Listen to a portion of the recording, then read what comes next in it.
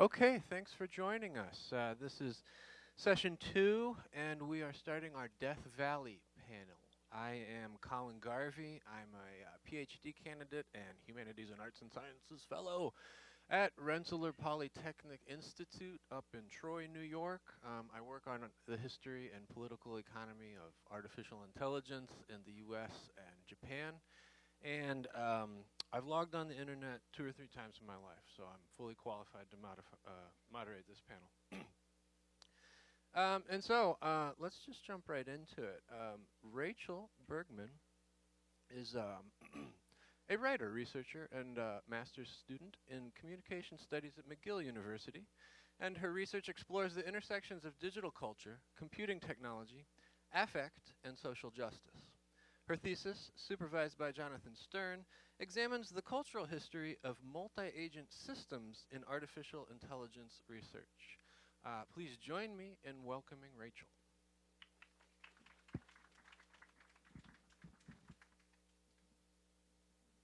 Can you hear me? Is this good? Okay, thanks for coming to our panel, and I want to thank the organizers of the conference. Today I'll be talking about food and diet metaphors in data privacy guides and what this can tell us about Silicon Valley culture and current social justice issues.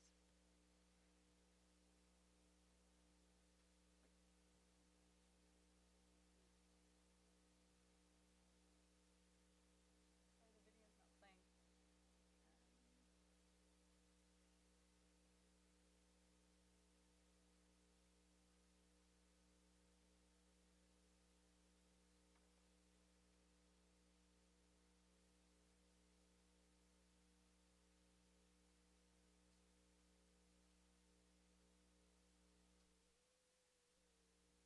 There we go. Okay, I'd like to start with this Instagram video I found posted in September 2017 when Firefox launched their Farm to Browser campaign. The campaign compares using Firefox to other values-based decisions, like buying organic fruits and vegetables, shopping at farmers markets, and practicing yoga. The video tells the viewer how Firefox is just as clean and fresh as a field of lettuce or a box of tomatoes. Firefox knows it's a strange metaphor, but even with their humor, the message is clear. Think about your browsing habits the same way you would about the food you eat and the clothes you wear. The caption reads, "So we don't have organic heirloom tomatoes inside our code. We are the only major browser backed by a nonprofit, though, and that matters." Firefox wants to associate their attention to data privacy as part and parcel of ethical living. Your consumption habits matter.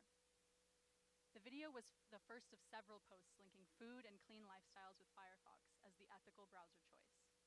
Browsing ethically, they suggest, is just as important as the work that farmers do to provide free-range, chemical-free, local, organic, healthy food. It seems Firefox wants people to take issues of data privacy personally by framing personal data hygiene as another aspect of a healthy lifestyle.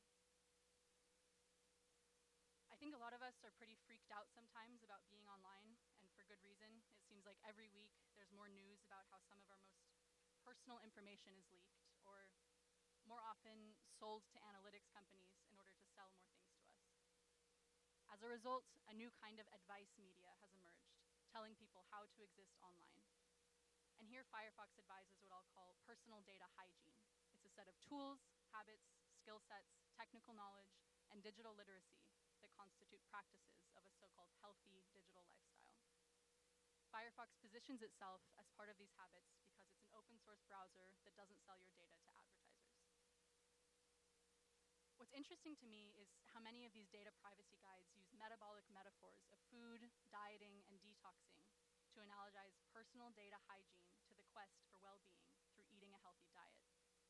And while on one hand, these campaigns definitely help us think through data privacy in interesting ways, issues of gender, race, and class are just as present here as they are in many other areas of society. In this talk, I want to consider this decision to liken good data hygiene with other ethical consumer habits, especially habits around food and dieting. Firefox is a great example of this, but it's one of many advice media that use these metabolic metaphors around data privacy and personal online habits. I find these privacy guides interesting because these food metaphors complicate the idea that anxiety and mastery are the only feelings we can have about big data. In the Farm to Browser campaign, Firefox is not drawing on feelings of surveillance anxiety, like Kate Crawford describes in her article. I argue that these guides encourage personal data hygiene effectively. And when we think about how these guides link browsing habits with certain feelings and structures of feeling, a more complicated picture emerges about how people feel about their datafied selves. In one of their videos, they describe switching to Firefox as good for people, but easier than kale. The caption reads, "You know what's really easy to do and is also good for you and the future of the internet? Using Firefox, the only browser backed by a not-for-profit. Firefox uses circulating feelings of aspirational purity and posits purity as a feeling that someone can achieve through a few easy steps. In doing this, Firefox also makes data privacy recognizable. Caring about your habits online is just as easy as going to the farmer's market on Saturdays to buy kale. It's like packing a healthy lunch instead of going out to eat at work. It's like buying a dress from Reformation instead of Forever 21. By talking about data privacy in this way, Firefox frames personal data hygiene as a simple consumer habit anyone can adopt." In Firefox's Farm to Browser campaign, they partnered with influencers and food bloggers and depict internet devices, always MacBooks and iPhones, often encased in on-trend rose gold marble phone cases, with meals and ingredients associated with clean eating, like kale, chia seeds, acai berries, avocado toast, charcoal lattes, and smoothie bowls. Firefox's strategy might be to make the nebulous, ill-defined issue of online privacy palatable to everyday Instagram users by associating their product with the fun parts of the internet. In doing this, Firefox makes data privacy appealing by linking it to food and other things people are already excited about. Some people say food is culture, and food is certainly evocative. It links something boring and invisible, like privacy violation, with bright colors, millennial food trends, and Instagram aesthetics. So what does this have to do with Silicon Valley giants like Google? This panel is called Death Valley, after all. And I want to be clear that Firefox is different from browsers like Chrome in a major way, and that's that it doesn't make money from selling your browser data.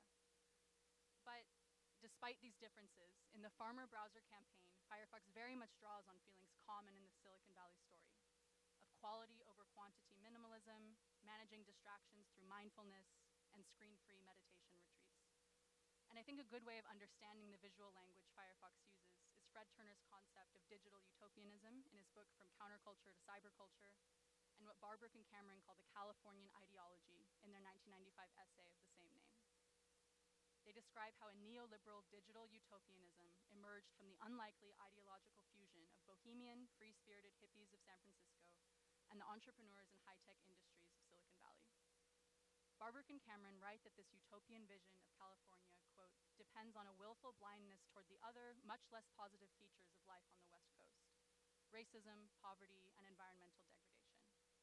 Although their article is vintage at this point, it's over 20 years old, I think it's a really useful tool for articulating the connections between techno-optimism and hippie culture that abound in Silicon Valley, and how, despite their images of lettuce and soil, Firefox unintentionally perpetuates some of this digital utopian individualism. And I'm using Firefox here as one example of food and diet metaphors in data privacy guides, but it's actually quite prevalent. I feel like you see it once and then it's everywhere. Another really interesting example is the Data Detox Kit, co-produced by Mozilla and Tactical Tech, and it's an 8-day guide to teach users about personal data hygiene habits.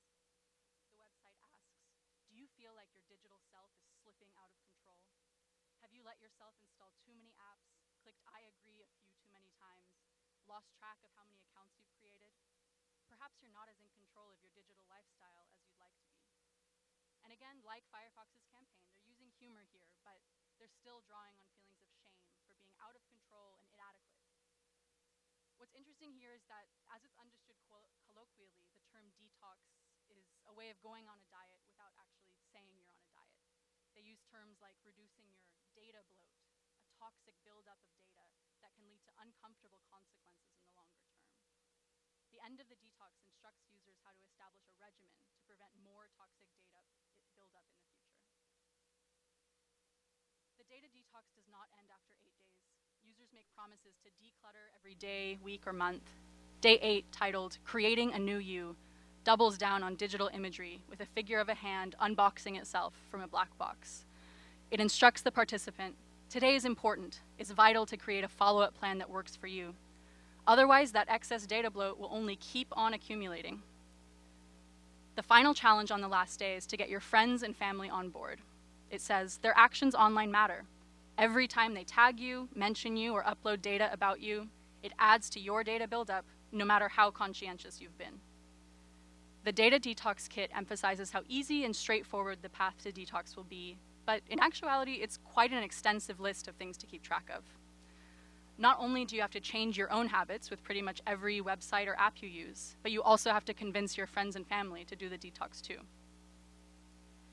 So, kind of to wrap up, these data privacy advice media like Firefox's campaign and the Data Detox Kit, they do the really important work of making data privacy issues recognizable and appealing by using humor, Silicon Valley aesthetics, and a very familiar rhetoric of salvation through language of aspirational purification, self-improvement, and control.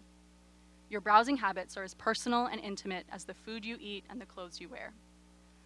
On one hand, these campaigns do create space for emotional responses that are more distanced from surveillance anxiety. But something to keep in mind with the dieting metaphor is that it replaces one bad feeling with another, from anxiety to shame. And when I'm using shame, I'm talking about a painful feeling of being fundamentally flawed. Shame can induce feelings of fundamental inadequacy, avoidance, fear of failure, and disconnecting from those around you. Using shame to get people to do things doesn't really work. If we want to motivate people to think differently about their data rights and take action, shame is not the best avenue for this. Drawing on feelings of shame might actually get people to give up because they feel inadequate, rather than galvanize people to organize around data rights. And especially in this case, it's absolutely not an issue of individuals being inadequate. It's the case of an industry built on surveillance and data extraction. Another thing is that by making these campaigns about healthy food and detoxing, and by posting about them on Instagram, these organizations seem to be making women the targets of these campaigns. Dieting and aspirations of bodily purity have long and gendered histories. Companies and organizations have long marketed dieting, detoxing, toning up, and slimming down to women as a way of achieving self-worth through controlling what you eat.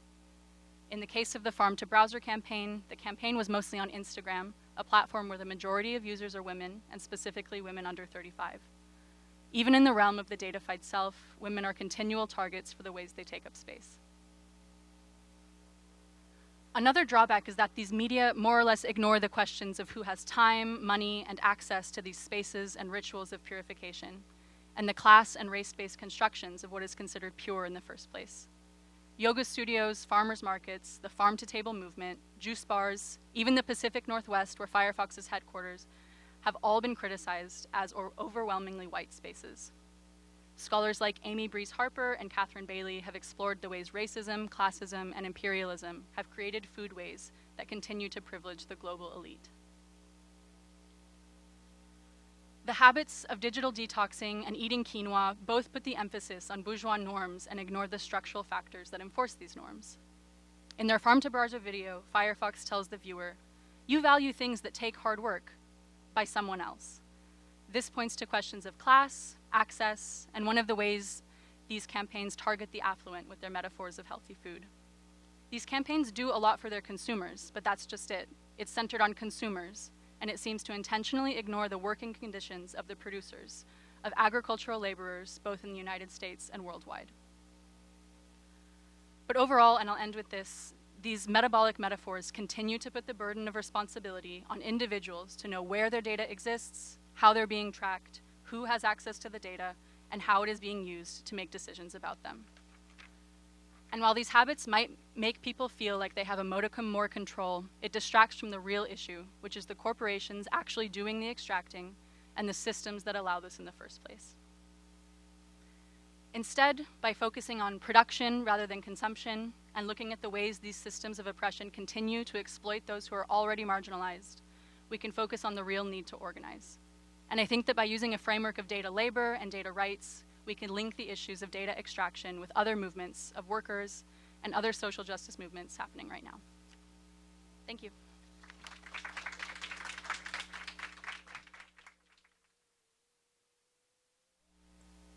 And we could take one or two clarifying questions while the next speaker's setting up. Anybody? In that case, we'll move on. Come, please, Allie.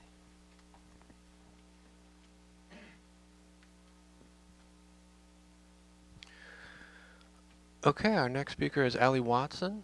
She's a PhD student at Carleton University. Her current projects involve tackling a reading list of Marxist perspectives on digital labor, preparing a week-long class on hacker culture for grade 8 students, and drawing blueprints for a bookshelf she needs to house an expanding collection of unread books. Of the Marxist reading, great. Please join me in welcoming Allie.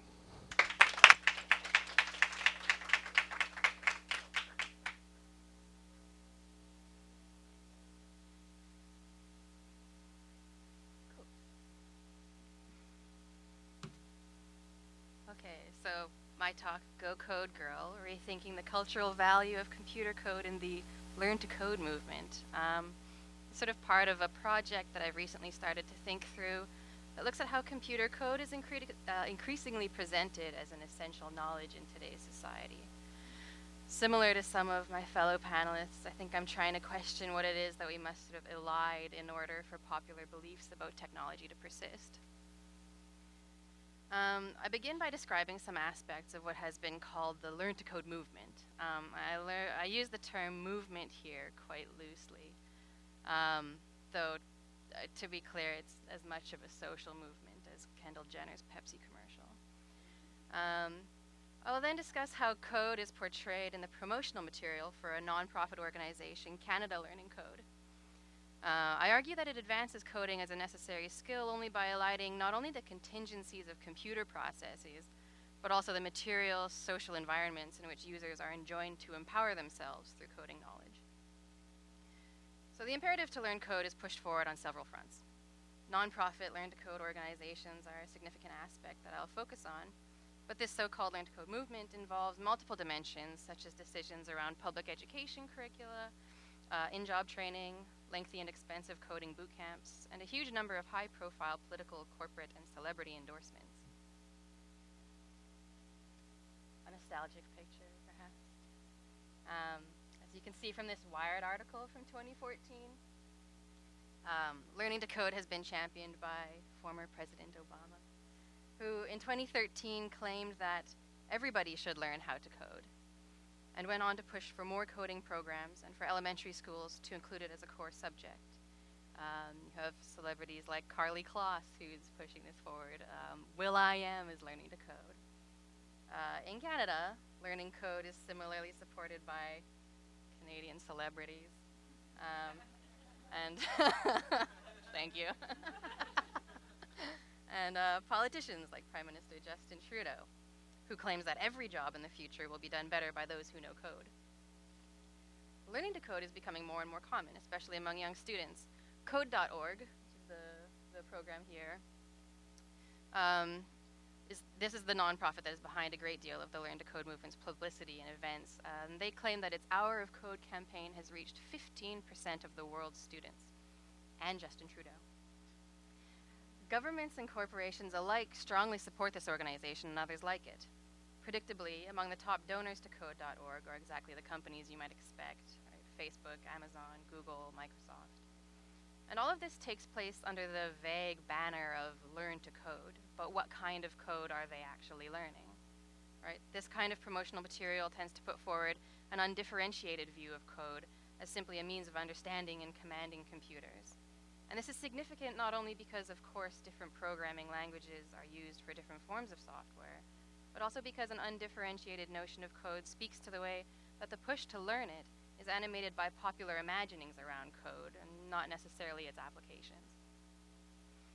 Just as coding languages are created and come into fashion, so too do they eventually face obsolescence, and consequently, the coder faces perennial retraining.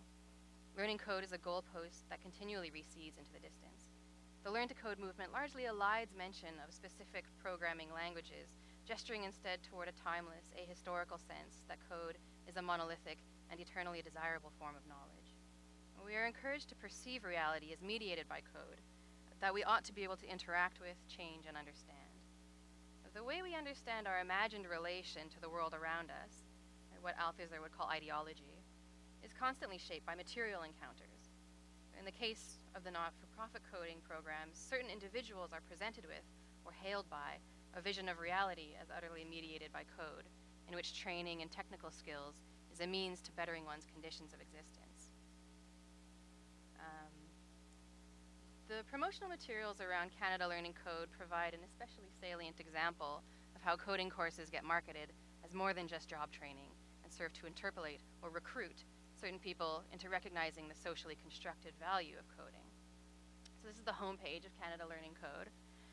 It features images of past participants in coding courses, and when the page is refreshed, a new representative student appears, right?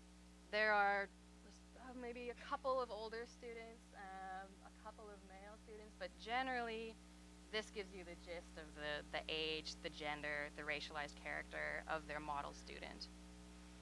And similar to Code.org and other organizations pushing the Learn to Code movement, Canada Learning Code prominently displays the demographics of its participants. This is their 2017 report, where they'll break down, how many female-identified participants they have in the different programs that they run. How many racialized minorities, right? They're trying to appeal to sort of indigenous and new immigrants sector, people with disabilities, LGBTQ2S+ individuals. And this aligns with what Brookfield Institute's review, The State of Digital Literacy in Canada, calls untapped labor resources among women, Indigenous youth, and poor youth in particular, who are as yet underrepresented in technology-skilled positions.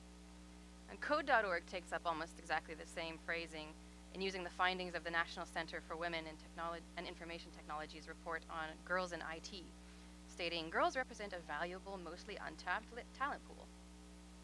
So you have this characterization of an untapped labor resource on the one hand, and on the other hand, Canada Learning Code describes their program as, quote, tackling the tech gender gap one positive, empowering learning experience at a time. Absent from either depiction is the political nature of these inequalities and the wider societal need to fix systemic problems. In this formulation, disparities can be fixed if individuals voluntarily train themselves to join industries that, certainly in the case of women, are notoriously hostile toward them. And this misleading promise of empowerment offered by coding knowledge falls in line with neoliberal modes of individualizing risk, wherein the negative impacts of technologies produced by large corporations gets offloaded onto individual users. Those without coding skills are assumed to be disempowered and exposed to the schemes and designs of those who do code. Program or be programmed, says media theorist Douglas Rushkoff. The difference between a programmer and a user, in his view, is the difference between a playwright and a character, wherein one doesn't even know that their actions have been scripted. We're encouraged to view this sort of extreme vulnerability around a lack of knowledge. As communications scholar Wendy Chun points out, this kind of attitude exposes code as a fetish. Fetish is often used in a sexually obsessive sense, which is not altogether unrelated to code. There is, after all, often a thrill or a feeling of pleasure and mastery in coding. An older definition of fetish, however, relates to religious histories and beliefs, which were problematically labeled primitive during the Enlightenment. Fetishism in this sense is when one derives causality from things, not reason. It's a mystical and superstitious system of beliefs. Essentially, a fetish was originally an ornament or charm that was worshipped due to the belief that it was inherently magical and embodied the causes of things that happen in the world. Taking an inanimate object as the cause of events grants a semblance of control. As Chun puts it, a fetish allows one to visualize what is unknown and creates the possibility of influencing future events. So fetishistic logic says that something inanimate, imbued with incomprehensible power, is the source of what occurs. Code is a fetish. Believing that code is the source of a computer's actions requires what Chun calls the vicissitudes of execution to disappear. Now, these are the contingencies and unexpected occurrences in coding, right? The reality that coders can't predict what will happen when lines of code are run. Will an error return? Will 20? A software engineer in California, Felipe Fortes, has an entertaining quote that sums this up. He says, "Debugging is like being the detective in a crime movie where you are also the murderer." So in order for code to be held up as the means to understand computers, the fact that neither users nor programmers can fully anticipate what a computer will do with our inputs must be omitted. This unpredictability exists only as a haunting fact within the machine that emerges occasionally and disrupts our sense of empowerment. But I argue that code is a fetish that stands in as the cause of more than just what a computer does. Software theorist David Barry holds up code as the talisman of Google's notoriously racist, sexist, transphobic, and all-around biased search results.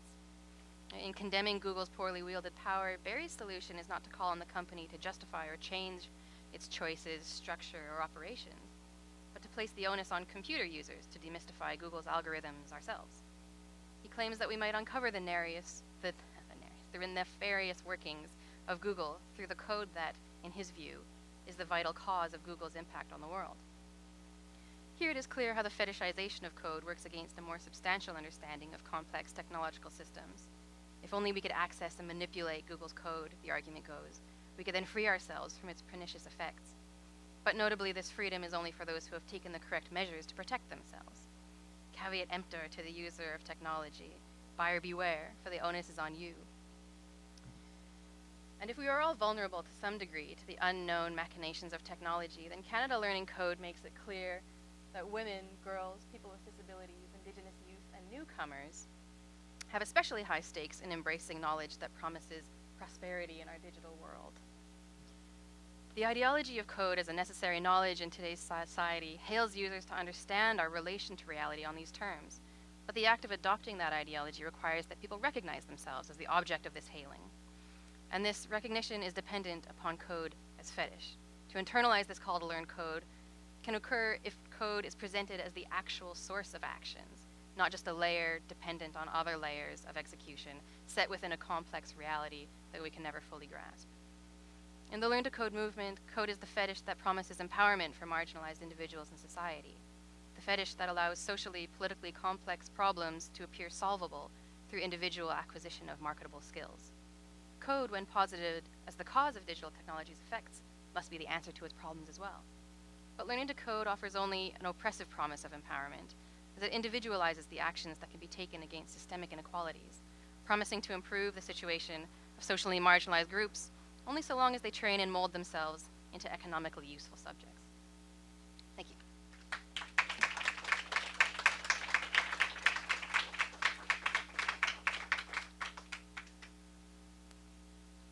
And once again, we could take some clarifying questions. Also, there's some empty seats up front here. If those standing in the back feel like joining us, please join. Excellent talk, Allie. I guess we will move on. Under time, too. Wow, jeez. Who are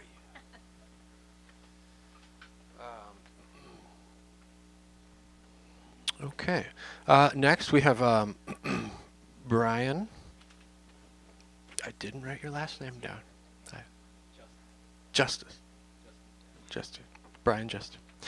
He was pursuing a PhD at UCLA, researching the collision between computation, aesthetics, and labor that we sometimes refer to as artificial intelligence. He used to manage bands and run a record label, but got super sick of that, and has since defected to academia, for better or worse. Let's hope it's for the worst. Let's welcome Brian. Can you hear me okay? Can you hear me? No? Yeah? Okay. There's no nods. Sorry. Okay. Tristan Harris is a devout, if unknowing, Aristotelian. And that's a problem. Harris, according to The Atlantic magazine, is, quote, the closest thing that Silicon Valley has to a conscience. Formerly a Googler, now a jet-setting, TED-talking think tank helmsman, Harris these days seems to be proudly employed as the Valley's resident ethicist. As it turns out, for Harris and for Aristotle alike, ethics is, above all, the pursuit of a virtuous moderation. In the Nicomachean Ethics, Aristotle's treatise on the subject, he argues that to live the good life, one must constantly strive for the right balance between polar vices. In other words, one's ethos must be cultivated by abstaining from excess as well as from defect. Too much ambition is just as bad as too much lethargy. To be obsequious to others is just as bad as to be churlish. To be ethical, however, we must model ourselves in accordance with what he calls the unnameable mean. This optimal midway point evades linguistic description. Are words better equipped to account for the extreme states which ostensibly exhibit less ambiguity? For example, somewhere between prodigious generosity and stingy frugality is the correct proportion of thrift, which is Aristotle's okay to leave that unnamed, something to find out in time. Aristotle's ethical decree, therefore, is as follows. We as individuals, quote, must cling to an intermediate state. Put a bit differently, quote, we will have to resist the perfect, end quote. The second quote, however, is Harris pontificating in a fawning Wired magazine interview on the ethical stakes of YouTube's content recommendation algorithm. If these recommendations get a little too good, we may well maximize engagement metrics, but for Harris, the herd of malleable masses, which is to say us, run the risk of being mercilessly sucked into the technovortex. In his words, quote, a whole system that's much more powerful than us, and it's only going to get stronger. However, Harris's framing of the issue, I think, is illustrative of a larger point, one that syncs up nicely with the Aristotelian doctrine. Explicit theories of justice are difficult to suss out in Harris's many profiles, podcasts, and public talks. Instead, he preaches about how prone we are, as individuals, to the perils of persuasion. This, I think, is not limited to Harris, but is a recurring motif in the burgeoning conversation around ethical tech and data ethics, including initiatives like Ethical OS, Stanford's Human-Centered AI Institute, and Harris's own Center for Humane Technology, among many others. But is it fair to suggest that this movement is merely a cynical containment strategy, PR by other means? The ethical mandate catalyzing this movement is largely also bereft of specific and actionable demands, and instead offers hand-wavy consternation about the future and all the uncertainty and risk it entails. Ethics, more often than not, is wielded as a sort of content-free enterprise, a rhetorical stand-in for goodness or fairness. Aristotle had some grand ideas about goodness and fairness, to be sure. However, ethics for him was an unmistakably solitary pursuit. This proliferation of the ethical in tech discourse and marketing materials, I'd argue likewise serves to entrench an ideological commitment to individualism, and indeed conveniently obscures what seems to me to be an industry-wide allergy to the political. So for the remainder of this talk, I'm going to attempt to trace some contours of this thing I'm calling the ethical mandate in tech and its implications by recontextualizing one thread from the history of computational logic following its initial development nearly 60 years ago and its immense progress and impact since then. A defining feature of the artificial intelligence research undertaken in the 60s and 70s was an attempt to grapple with the question of uncertainty. Top-down, rule-based systems, which at the time were dominant, proved to be unworkably brittle when forced to account for unexpected data points or changes in environmental conditions. And so the question of how to dynamically integrate and subsequently learn from uncertainty proved pivotal to advancing the field. Among those interested in rendering the contingent computable was an eccentric figure at UC Berkeley named Lotfi Zadeh. First published in 1964, Zadeh's path-breaking logical system was built atop statements not of truth or falsity per se, but rather of computable gradations between true statements and false statements. He called this fuzzy logic. Alongside several other contemporaneous challenges to the kind of received axioms of computation, Zadeh's fuzzy logic represents a fundamental break with both bivalent logic, in which all statements are either true or false, as well as multivalent logic, in which degrees of truthfulness can be accounted for. In fuzzy logic, everything is a matter of degree. The system revels in approximation and imprecision. This, of course, had potentially immense import for the ongoing AI research, which depended upon the materialization of these logics. Fuzzy logic nonetheless garnered an impressive amount of critical scrutiny from other logicians and computer scientists. Critics insisted that Zadeh's program was misguided, even pernicious, according to one account, and if taken up widely, would assuredly grind scientific and technical progress to a halt. But fuzzy logic for Zadeh was unambiguously a superior approximation of reality precisely because of its compatibility with all things ambiguous. Zadeh liked to quote Warren Buffett on this point, saying that it's better to be approximately right than precisely wrong. Well, fuzzy logic has been at least nominally edged out of the picture following the advent and successes of UCLA computer scientist Judea Pearl's 1985 work on Bayesian networks, which proved to be a more tractable response to the uncertainty problem. Zadeh's impact is tangible and worth foregrounding. What's more, I think it's entirely fair to suggest that Zadeh's contribution be understood as foundational to a paradigmatic shift towards computational techniques which are effective precisely insofar as they are imprecise models of an imprecise world, fluttering incessantly between states of dynamic parameterization. This feature of Bayesian networks, as well as the attendant manifold of machine learning techniques which have followed in suit, this is a feature of Bayesian networks, and a lot of the machine learning a lot of this conference is kind of addressing, at least indirectly, I think follows in suit with this ideal of fuzzy logic, whether or not the shiny new gizmos come packaged with the branding of Pearl's Bayesianism or Zadeh's fuzz. So after a quick detour through the annals of computer science, I'd like now to return to the topic of tech ethics. One reason for all the hand-wringing over content recommendation algorithms and more broadly over the ways in which ever smarter technologies seem to pervade everyday life is that we oftentimes cannot directly articulate how and why these systems work the way that they work. Their constitutive fuzziness seems to baffle us no less than it baffles the experts supposedly steering this ship through such stormy waters. And if we take Tristan Harris and his cohort at their word, we simply need to make our tech, and indeed ourselves, more ethical to avoid catastrophe. So, on the one hand, we see the rigid, rule-bound binary state machines of yore waning in the face of computational engines modeled as an emergent flux of probabilism. And on the other hand, in an indirect invocation of Aristotelian ethics, we get a sort of programmatic lifestyle of self-fashioning, iteratively optimized in hopes of reaching a virtuous, if impossible to articulate, state of moderation. Concrete extremities in both cases seem to be eclipsed by an increasingly fuzzy middle ground. In practice, I think this looks something like the ongoing performances of prominent tech executives who repeatedly redefine their company's own parameters of ethical operation, triangulating between a regrettable past we will learn from this experience and a risky future to secure our platform further. This genre of self-regulation vis-a-vis public relations and corporate mission documents, perennially in season, allows these firms to operate in the present without clear political boundaries or structures of accountability, while nonetheless proceeding safely and profitably under the auspices of a seemingly sound, if totally hollow, ethical mandate. And if we listen closely, we might detect an echo of Zadeh's own confrontation with ambiguity and uncertainty, in which the fact that everything is mutable is a feature, not a bug.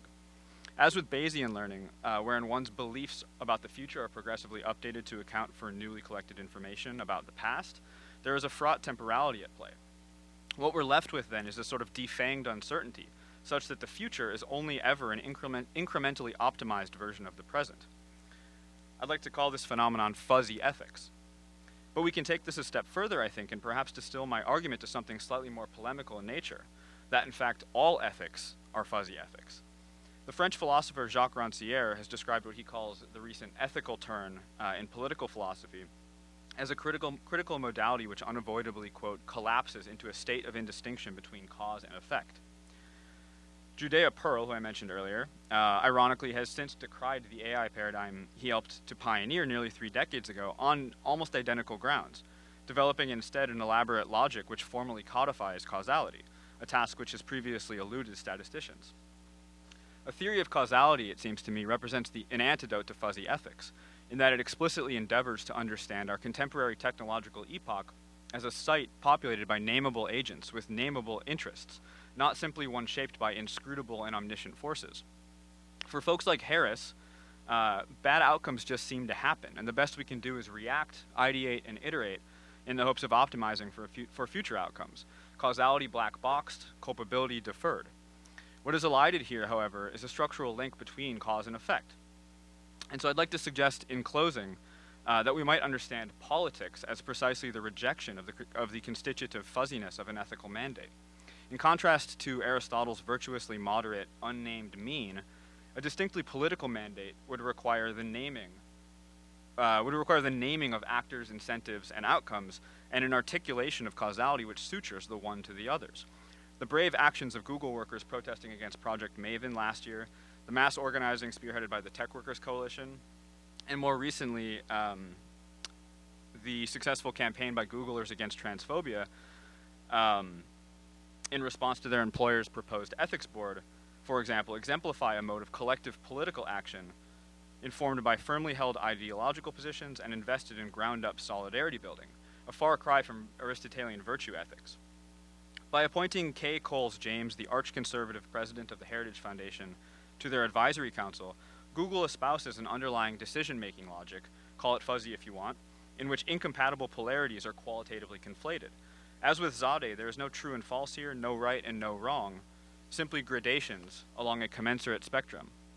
The ethics board itself, then, is reduced to little more than a computational problem, whereby a stridently transphobic figure, alongside the CEO of a military drone corporation, are accepted as valid input variables to be balanced and optimized in relation to other equally valid political inclinations, as the composition of their board quite vividly illustrates.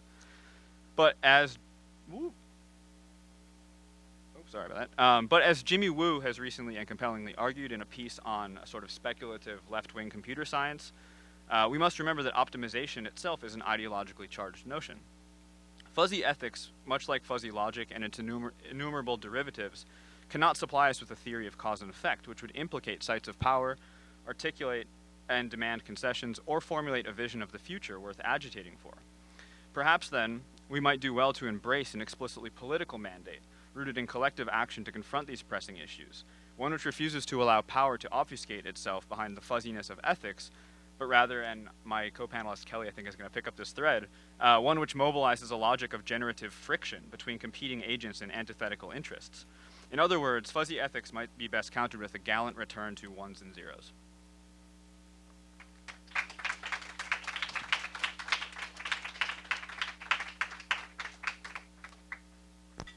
There will be no questions for Brian. He went 3 seconds over time. I'm sorry, you're disqualified from question session. Next, we have Kelly Pendergrast. Kelly is a writer, researcher, and film curator. She's the co-director of a small research and communications group called Anti-Static, which focuses on the impacts of technology and environmental justice. She also helps run an underground media space in San Francisco, where she curates an experimental film series called Moss Index. Please join me in welcoming Kelly Pendergrast. Thank you. And I guess this talk is less about a desire for friction than a critique of frictionlessness, but we'll take it from there. So, smooth fantasies.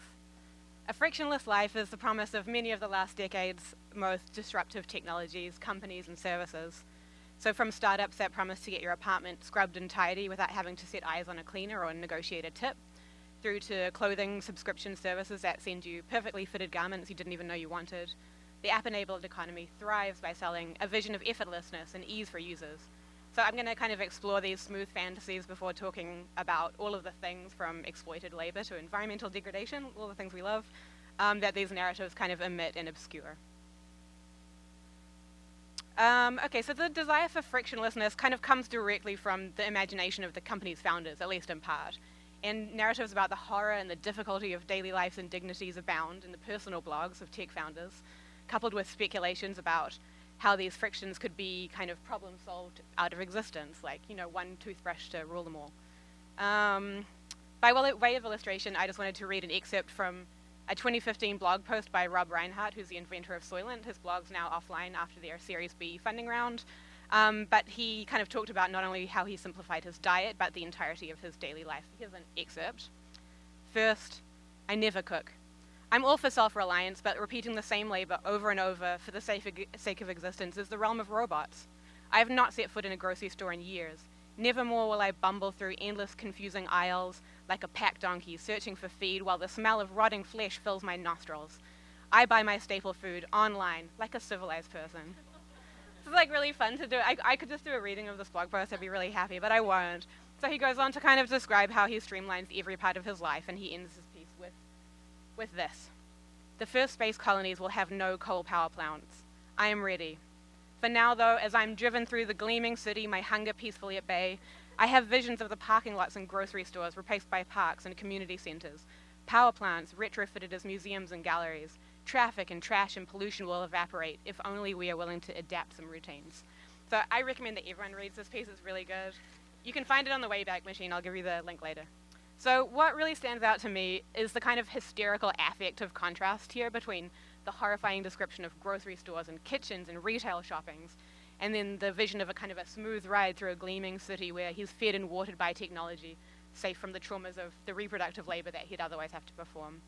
And a similar tone permeates many of the other personal blogs by tech folks, including that of Y Combinator's Sam Altman and Venmo co-founder Andrew Cortina.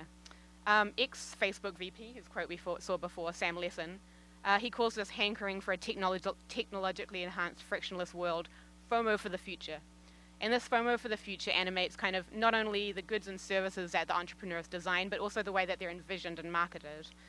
So here we have a sleek vision of a friendly, smart city from the mobility services wing of Bosch. Although when I hear the words Bosch's vision of a future city, it's kind of something more like this that springs to mind.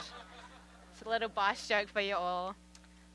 So moving on, I'm kind of an amateur ethnographer of Silicon Valley storytelling. And so I've spent probably more time than is really safe and healthy watching ads for every kind of conceivable product and service. And these ads create desire for the product, obviously, but they also kind of model a vision for frictionless living and kind of like provide an aesthetic and an effective framework. So very much, fits in with Rachel's talk about California ideology and so forth. So I'll give you a few clips to illustrate. First, Postmates.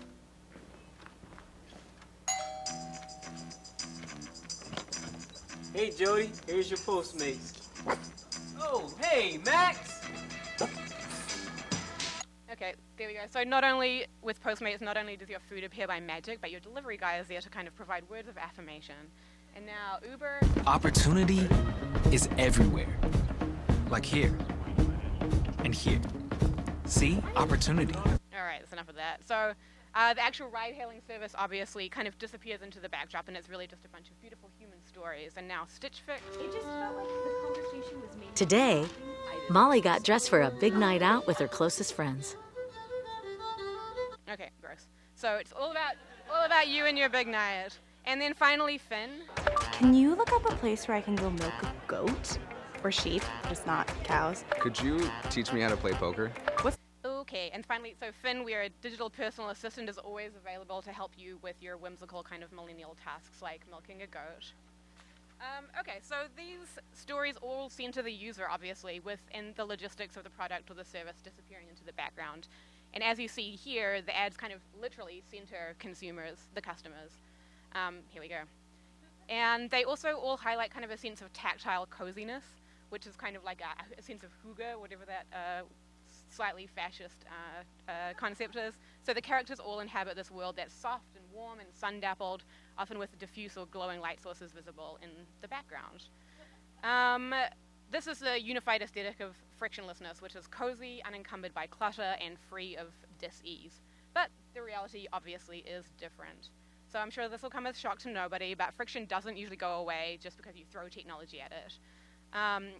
In most of the kind of smooth fantasies we've looked at, the innovation is to make friction occur somewhere else, out of sight of the customer. And so in this way, the cozy narratives and ease of use encourage the displacement of difficulty, stress, waste, trash, trauma, etc. onto other people in other places. So kind of here we have the displacement taking place kind of at two major geographic scales, the regional and then the global and hugely distributed. So despite Reinhardt's cri de coeur about the domain of robots, domestic and reproductive labor is still very much the realm of human beings. And while frictionless interfaces mean that you don't have to lay eyes on the person cleaning your house or delivering your groceries, it's still humans performing the labor.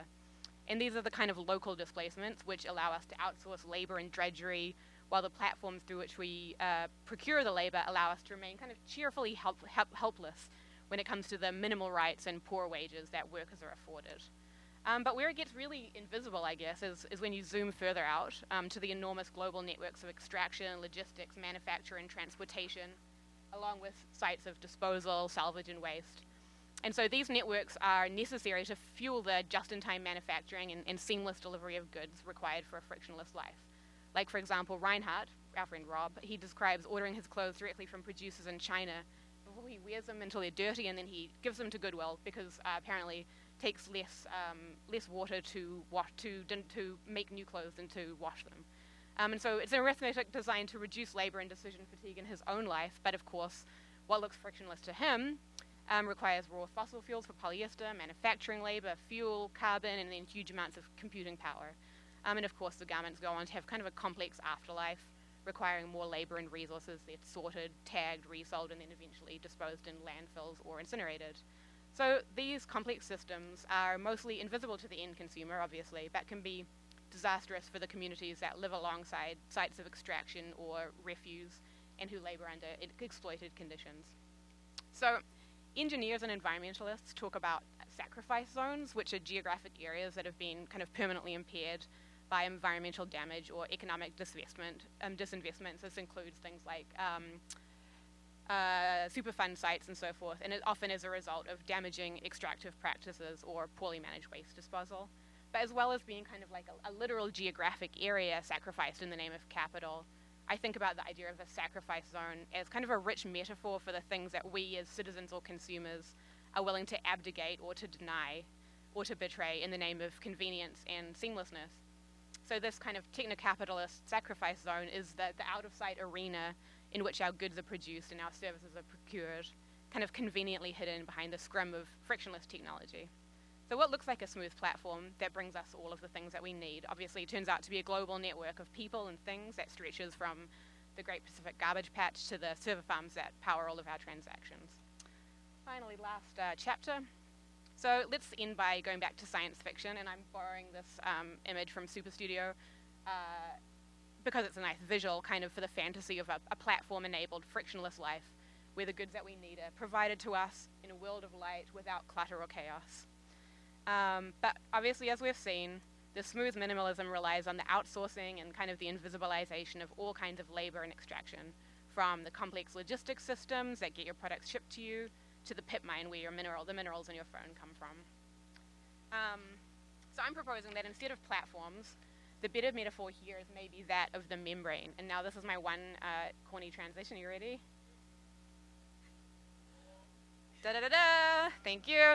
So by way of example of the membrane, here's Eatsa, and it's a modern automat where you order your food on a touchscreen and then it magically appears on one of these slick cubbies for you to grab. No human contact required. It's the perfect smooth fantasy. It's also a fairly literal membrane through which product, labor, and money passes, but which hides those who perform labor and cope with the environmental fallout from the customers who access the product. And this hiddenness also kind of prevents relationship building and shows a solidarity between customers and workers. And that's kind of the crux of it to me. So the more that we allow our lives to be serviced by frictionless technology, the less we're able to see what happens on the other side of the glass. And when you can't see it, it's kind of easy to let everything else on the other side become a giant sacrifice zone. The invisibilization is exacerbated, as Brian talked about, by machine learning and deep learning when they're baked into more and more technologies and decision-making processes, because this has the effect of kind of further outsourcing responsibility for bad futures, labor abuses, environmental destruction by ceding decision-making and oversight to algorithmic processes. So this obscured logic of the machine is kind of a disavowal of human responsibility. And I realize that's a fairly dark place to end, but I'll leave you with this tiny rupture that gives me a bit of hope, and I guess a pink screen is a tiny rupture. So my friend works in downtown San Francisco, and she sometimes gets her lunch from Eatsa, this automat. And while it's mostly a well-oiled machine, she tells me that occasionally the timing is off, and you see the hand of a worker placing the food into your cubby. And she's not alone in seeing the human behind the membrane. So here we have some Yelpers who are both faced with the uncanny vision of a human hand emerging from the other side of the membrane, or the realization that it's not robots after all.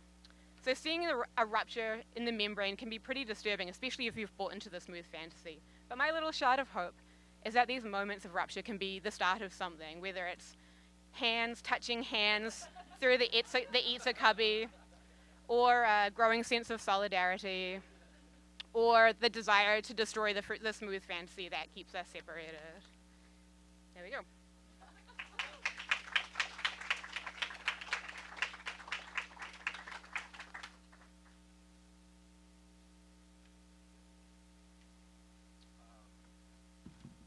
Wow, what a great set of talks. Let's give all four panelists another round of applause, please. Those were amazing talks. Under time again, wow. Under time, well illustrated, all of them beautifully written. I'm going to say just a few edifying things, and then if you guys wouldn't mind coming up while I talk, we'll have a little panel Q&A with the audience. So please prepare your beautiful questions. So thank you guys, wonderful set of talks. And I noticed one running theme through the talks is critiques of how the tech industry is encouraging us to cope with this apparent lack of ethics in the tech industry by calling us to become ethical, responsible users ourselves, to embrace our neoliberal self as managers and entrepreneurs of our human capital. So we're being sold tech problems by a tech industry and sold tech solutions to the tech problems. And as all four of the talks showed, the tech solutions, to even seem plausible, must elide the realities underneath. Rachel, really interesting connections between browsers and food. I hadn't caught on to this. And one thought I had was, I didn't hear you use the term, but I wondered if, especially considering the location we're in here now, is if the problematic of gentrification would have any analytic purchase in this kind of connection between Firefox and farmer's market. You don't have to answer. I'll maybe go through briefly and then open it up. Allie as well, incredible analysis of coding as cure, an excellent critique. And we're seeing it in the US, I don't know if in Canada, but this narrative around lifelong learning, that it's an opportunity to lose your job to a robot because now you can learn to program that robot. So we're seeing not only children targeted, but not elderly, but working people in their careers also need to learn to code and continue to learn coding forever, and that's something. So I wondered if for you, what kinds of populations, I might not want to tell a 12-year-old girl to not learn coding, but what kind of populations, groups might resonate with your critique and agree, like, yes, code as cure is bullshit and we don't like that? Who are the kind of folks that will immediately see through this and maybe join in some kind of coalition to resist? Excellent work by Brian as well, framing this interesting connection between the fuzzy logic and the fuzzy ethics of the tech industry. I like the analogy, but I wonder about your conclusion, which, while rhetorically persuasive, what was it, a triumphant return to politics? No, an embrace of politics as a triumphant return to zeros and ones? I'm curious if politics really is so hard and not fuzzy in some ways, and does that not trap us in some kind of return to a past that we are making great again somehow, that maybe never existed? A provocation. And finally, Kelly, amazing, and again, incredible visuals there. You had so many incredible terms that I couldn't keep them all, but really this final notion of frictionless fantasies requiring sacrifice zones and us to live in those sacrifice zones, I think is something we can all take away as the new condition that we are increasingly faced with. Are we on the receiving side of the membrane or the who knows what goes on behind the membrane, right? And so in the alternative, in this critique of friction, I wonder, as you mentioned in the abstract at least, I don't know if this got into the talk, but friction, as we're taught in high school physics, tells you something is happening. But they also teach us that different kinds of friction have different kinds of effects, and some kinds of friction start fires and bring things to screeching halts and terminate. So what kinds of friction might we want to reinsert into these frictionless fantasies is my question for Kelly. And so I'll leave it with that and open it up to you guys, and then I will jump around, once we get going. So if you guys, maybe one line each. All right, so the question was who does not want to code? Is that? Yeah. Can we just have a show of no? Yeah. I guess this is actually reminding me of recently on Twitter, the hashtag learn to code became something that you could get banned from the site from tweeting at BuzzFeed reporters who were laid off. Yeah, Because there's a lot going on. It's all sort of fomented in certain spaces online that you might guess, like 4chan, and then came out as a sort of, well, BuzzFeed reporters once told coal miners whose mine had shut down to learn code as a sort of transition. And that's, that was a program sponsored by the government that BuzzFeed was reporting on. Like, they weren't being like, haha, learn to code. But then this, I don't know, maybe my fresh hot take is that this sort of learn to code as an insult is a maybe kind of revelatory thing that people don't want to have these jobs. They don't want to do it. And I think a lot of like the reality of programming work is that it's been very much subjected to like taylorization, right? Like you're not creating some brilliant product out of your divinely inspired personhood. Like you're part of a chain of producers and a sort of like line of production. So perhaps those are the people who can see that code is not an empowering form of knowledge. Have a microphone already. Hello. Okay. Friction. Well, I left that line about physics out of my piece because I actually have never done a physics lesson in my life, so I didn't even know if that's true. I just thought it sounded like a good line. But and in terms of the kind of friction we might want to like embrace or revive, I haven't really thought about that either, other than to say that I think the kinds of friction that cause fires or cause things to grind to a halt or to explode, I'm totally done with all of those. Yeah, I'll think more and I'll tell you more later. Thank you for these questions. Regarding gentrification, I think that's another example of, or another potentially useful metaphor, but another example of the ways that I think Kelly's talk addressed really, really well about we have these beautiful people being healthy and like living their best lives, and it's really hiding a lot of the labor that's going on behind it, and it's hiding a lot of the exploitation and violence that happens in order to have access to these like healthy, nice things.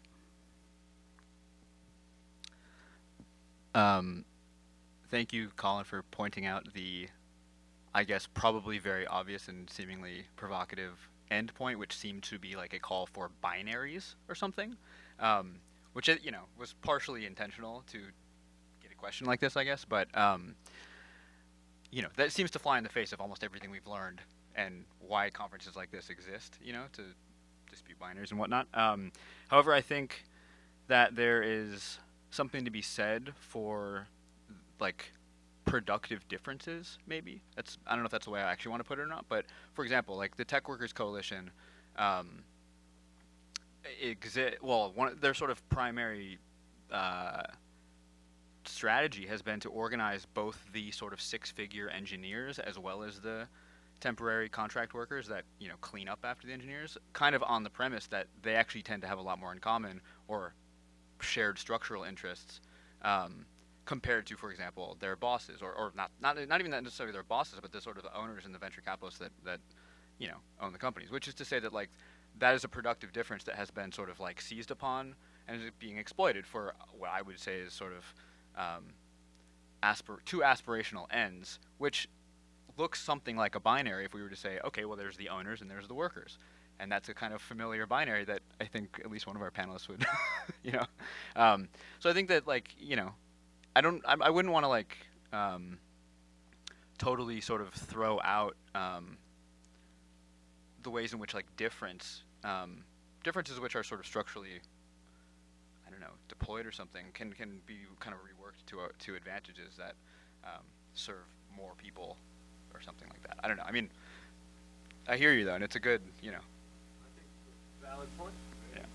There are real differences between six-figure and nine-figure. Right. Thank you so much, guys, for putting up with my queries. I'd like to open it up. Does anyone have yes, please. Would you like this?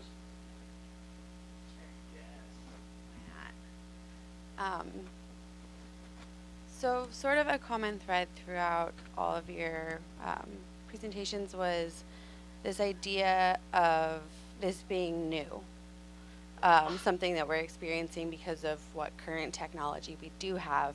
If we look at the historical data on what we're experiencing now, can we or have you seen ways in which we could learn from what has already transpired to sort of get ourselves out of these like really similar situations, because though the tech may be different, the ideology and mentality I think is the same.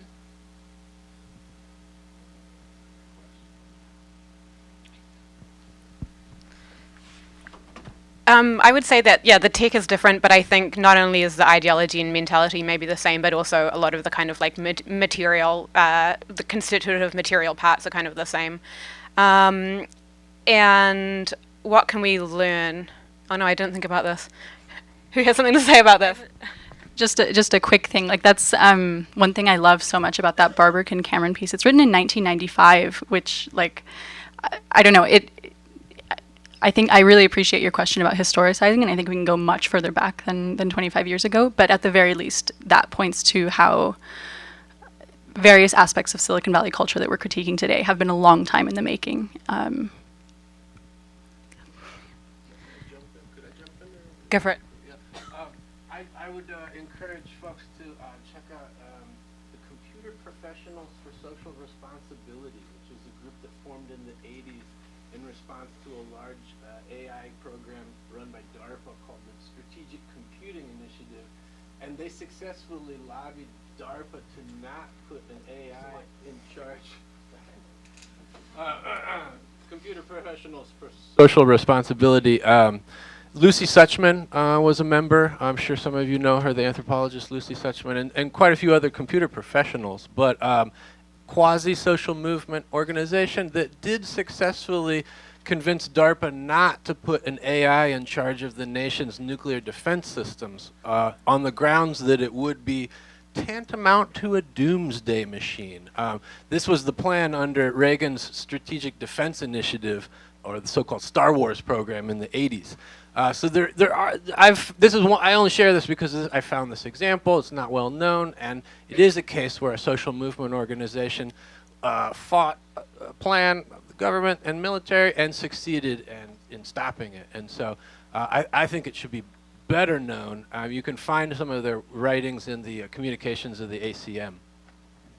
And I did think of a kind of a material example. So I think in the kind of convenience eliding bad working conditions and environmental degradation, I think the people who have always been able to make kind of material change have been groups and people that understand logistics and understand how things move around, which isn't new, you know, like computers help us and they change the way that logistics are organized, but there's still objects moving from place to place. So whether it's like dock workers unions who have had really great and powerful strikes in the past to prevent the flow of goods and services, to kind of newer, and so yeah, whether it's tech workers organizing, because those are the people who kind of have the means of production of the technology. I think people who understand logistics and use strategic kind of blockages to bring light to situations or to actually like stop convenience from being possible are kind of powerful examples.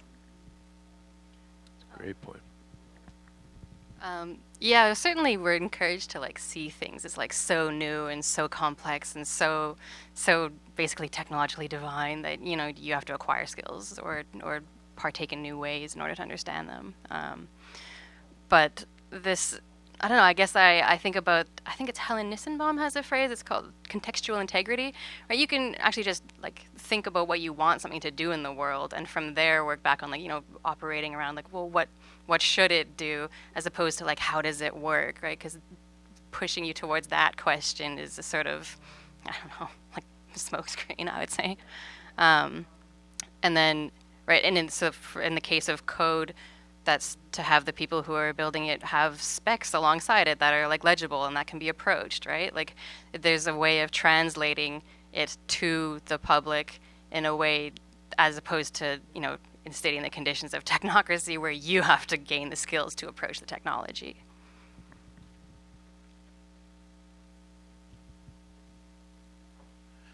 It does seem that all of these solutions offered by the industry sort of fall under the banner of anything but collectivism. It's like anything that you can imagine to do except to collectivize, except to like actually look at the people who are around you and try to talk to them. And I think that relates really strongly to the sort of horror of actual life that was expressed in your first quote. like the sort of chasm of hell that's presented by actually having to go out and think about what you're going to eat. You know, much less think about like who you might work with and how you might feed other people. So I think that's the first thing in trying to reverse this trend, is to realize that collectivism is absolutely not a taboo. 100% agree.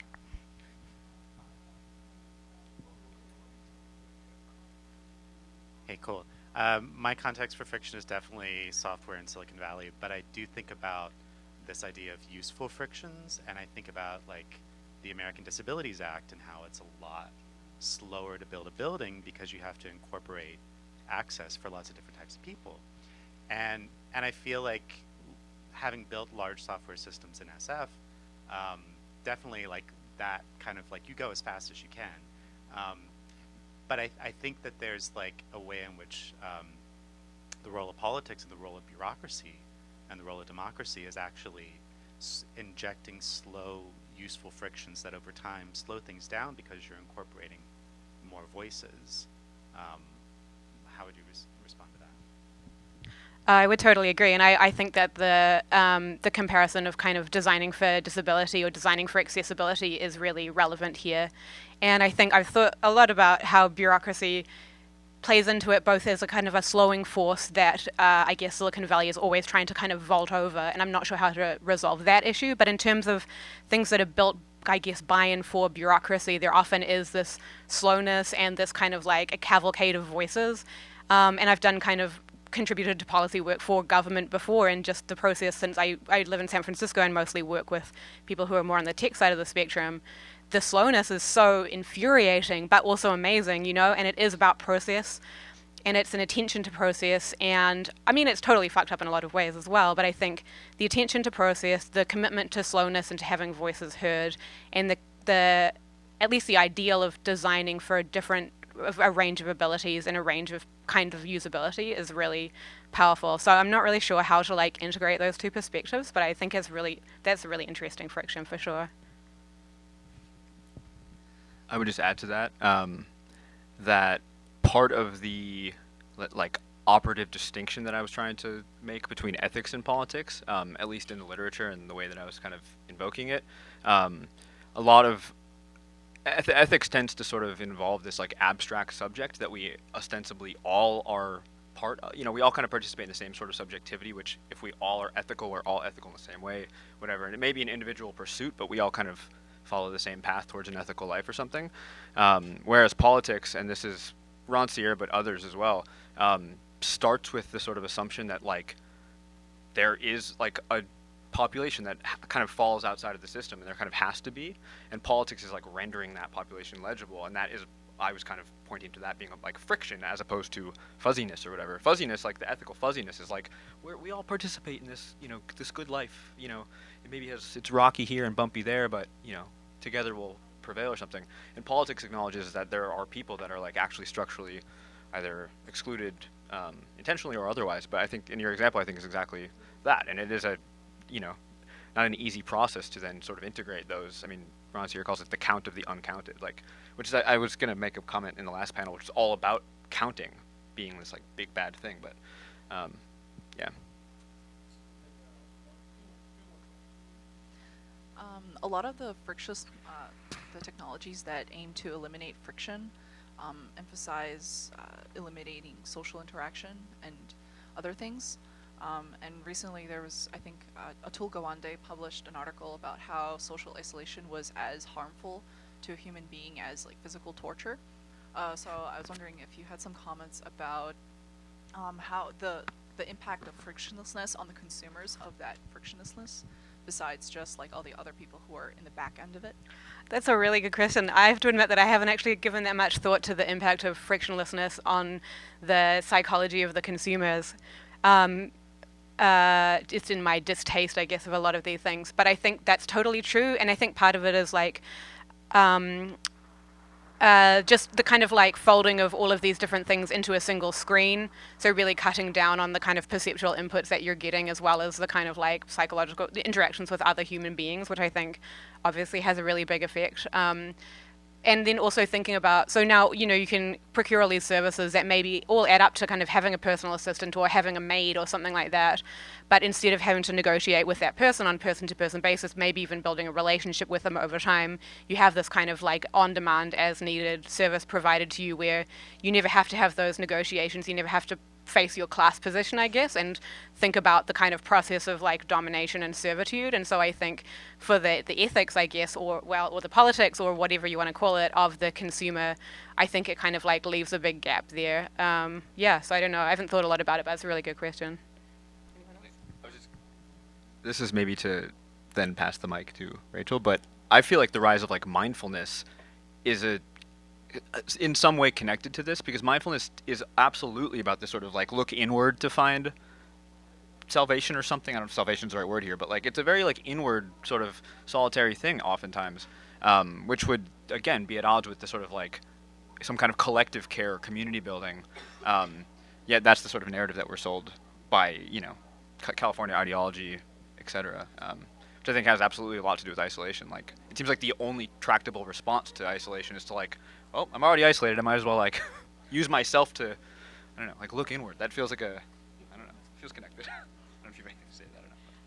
I will have one final question. So I'm curious about what you wish would happen in Silicon Valley, like, you know, whether it be kind of psychological shifts in the way people think about the products they're building, or, you know, something more kind of process-oriented. And the reason I ask this is because kind of having occupied both sides, if you will, having worked for a large tech company and also defected to academia, unfortunately, there's a voice in my head now that can answer all of these concerns from the Silicon Valley mentality. So I'm curious to hear your thoughts. Sure. At the very least, collectivism, and I like coalitions and thinking about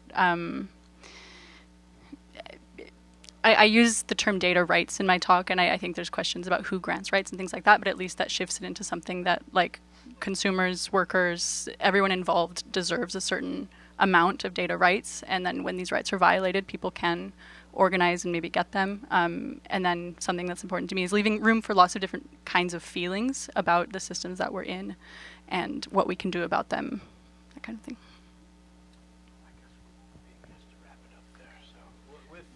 I'd like to thank you. And the last word, Kelly, the last word. I don't want a last word. I don't have one. I'll say the last word. Nope. Thank you. Thank you, everyone. To the panelists, thank you.